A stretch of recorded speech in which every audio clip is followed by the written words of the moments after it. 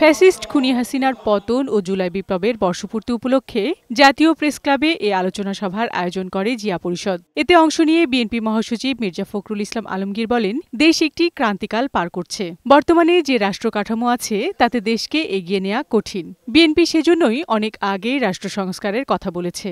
তবে এই সংস্কার রাতারাতি সম্ভব নয়। অনেকে মনে করছেন যে কয়েকজন লোক সংস্কার যারা করছেন তারা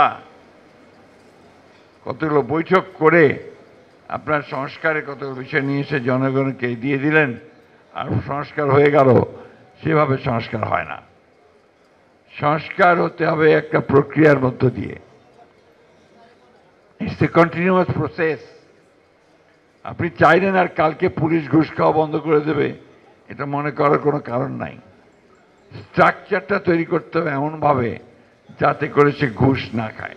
কয়েকজন ব্যক্তিকে দেশ বিদেশ থেকে ভাড়া করে নিয়ে এসে কি দেশ চালানো যায়? যায় না। এ সময় তিনি আরো বলেন, কিছু রাজনৈতিক দল আনুপাতিক পদ্ধতিতে নির্বাচনের দাবি তুলেছে, কিন্তু তারা দেশের সাধারণ জনগণের মনোভাব বুঝতে পারছে না বলেও মন্তব্য করেন তিনি। আনুপাতিকটা কি জিনিস সাধারণ মানুষকে জিজ্ঞেস করেন, তারা বলতে পারবেন না। আমরা যারা রাজনীতি করি কিছুটা বোঝার চেষ্টা করি।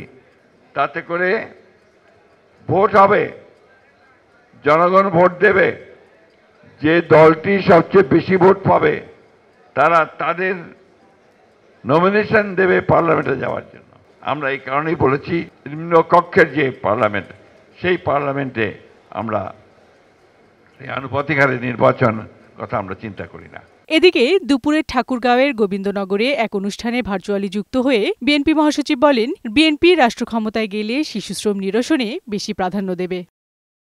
বিউটি সমাদ্দার, বৈশাখী সংবাদ, ঢাকা।